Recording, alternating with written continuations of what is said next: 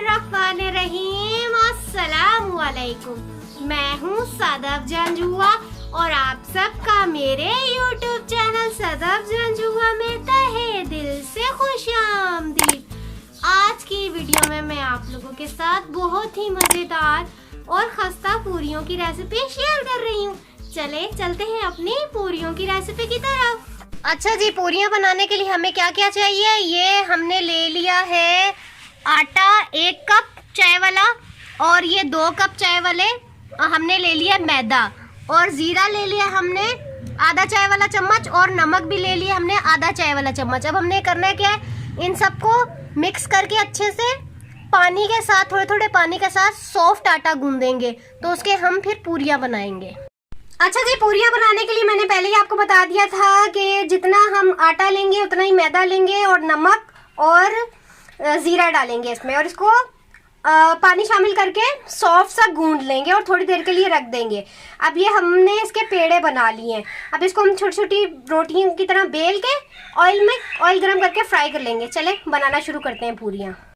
ये पूरियों के लिए 1 कप के करीब मैंने पैन में ऑयल डाल के गरम करने रख दिया। जब ये गरम हो जाएगा तो हम पूरियों को छोटी छोटी बेल के इसमें फ्राई कर लेंगे।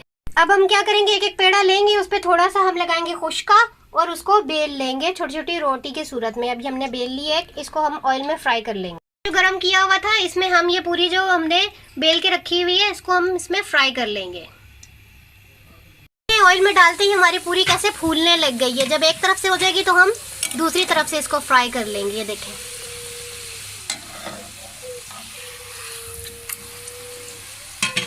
और फ्राई करके इसको निकाल देंगे, एक करके सारी पूरियां फ्राई कर लेंगे।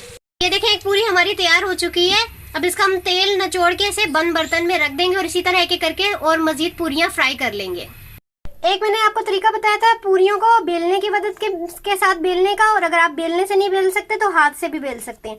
आप उंगलियों की मदद से अच्छे से पूरी के पेड़े को फैला लीजिए।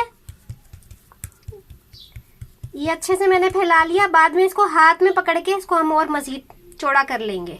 ये देखें, थोड़ा सा मैंने इसको हाथ से भी खींच के फैला लिया है। ये हमारी पूरी तैयार है, बस इसको फ्राई कर लेंगे। इस तरह आप हाथ की मदद से भी पूरी तैयार कर सकते हैं बिना चकलने बेलने के।